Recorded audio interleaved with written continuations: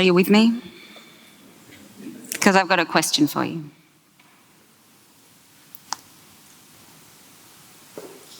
It's like a delay. I want to know what you think chicken tastes like.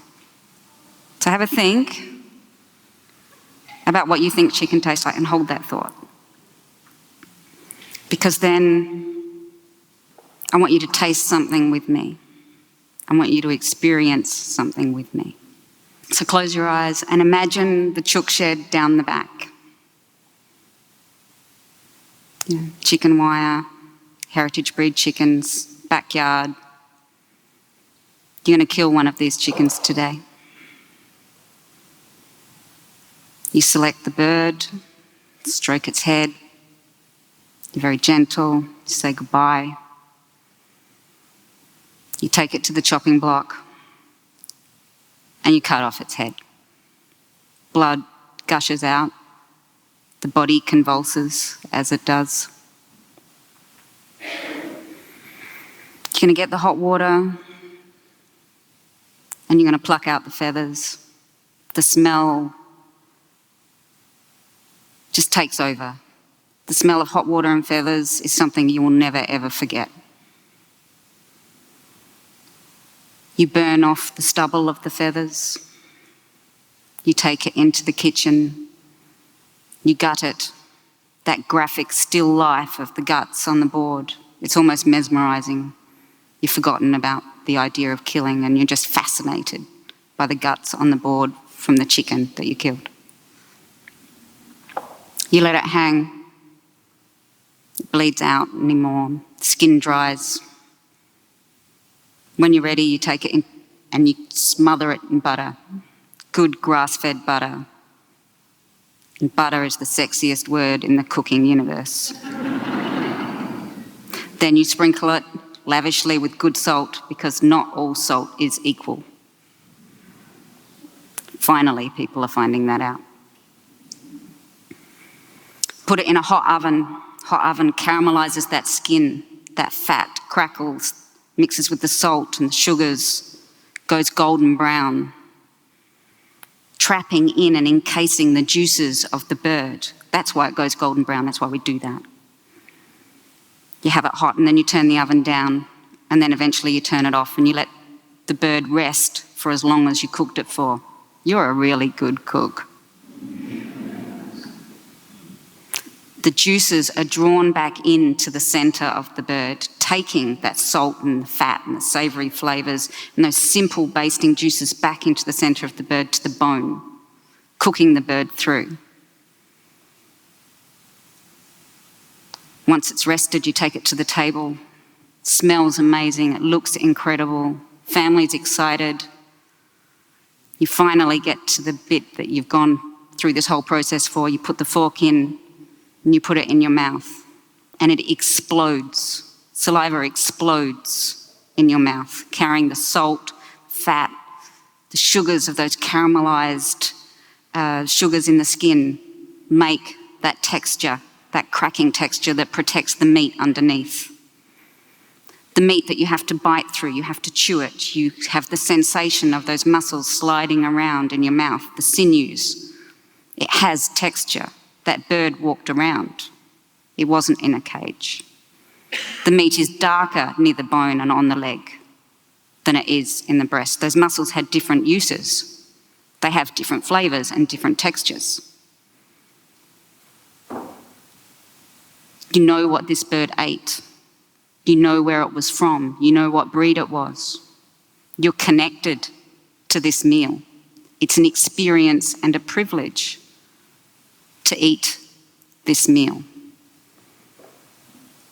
And now, both metaphorically and possibly physically, I want you to open your eyes. And I want you to realise that many people in this room, if any, may never ever taste chicken like that. And the thing is, or my point, is that that's what chicken tastes like. So it begs the question, what is this stuff in the supermarket that we're buying, in the white styrofoam plastic thing with the special bulk price, pallid, one colour, pink, pale, pasty. What is that stuff that they're calling chicken? I don't want to call it chicken anymore. I want to call it processed food. And to me, it tastes like marketing.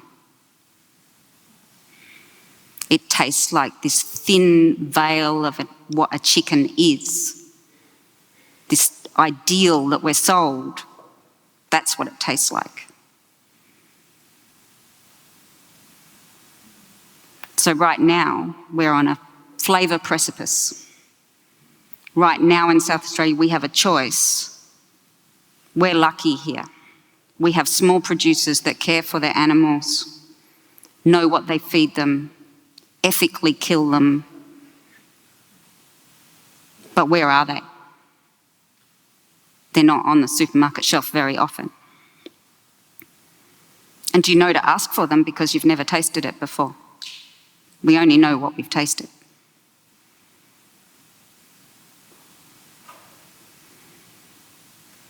So here's the thing. I think that we need food sommeliers. We need people writing the back labels of chicken packs.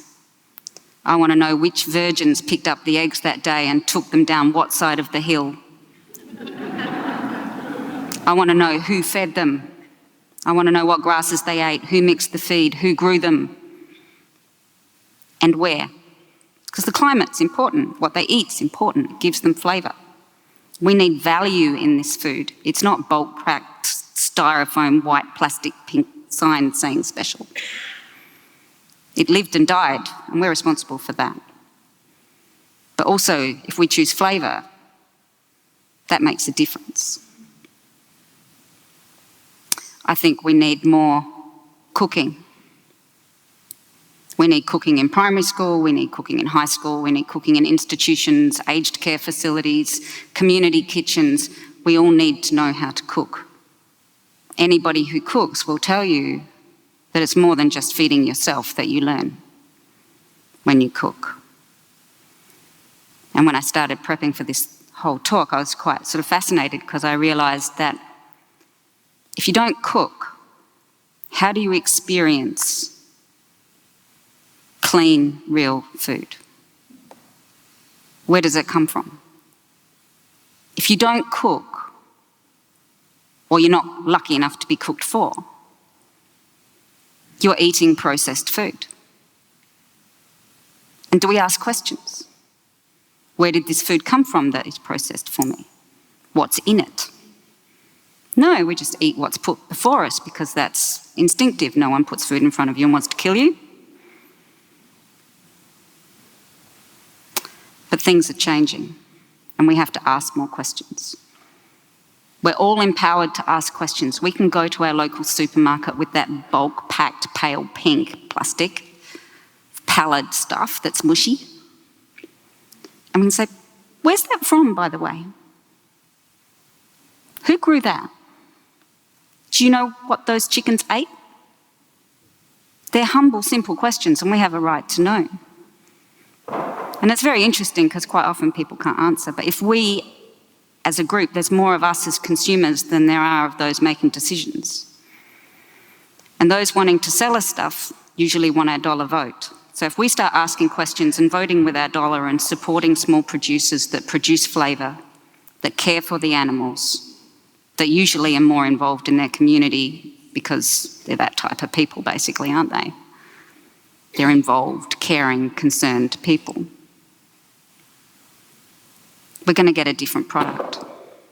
We can read the labels on boxes and decide if we want those ingredients in us. And I know it's been said before, but food is an ingredient. It doesn't have ingredients in it. But some of that raw primary product now is got ingredients in it that we're not knowing about. And that's what we need to ask. So we need to ask more questions.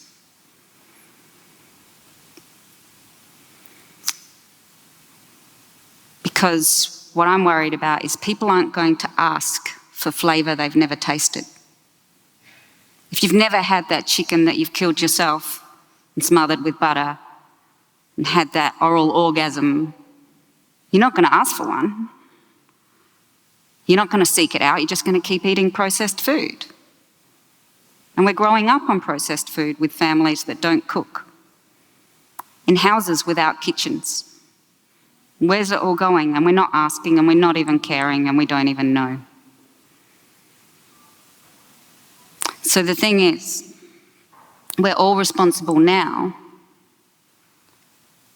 for what our children are going to think chicken tastes like.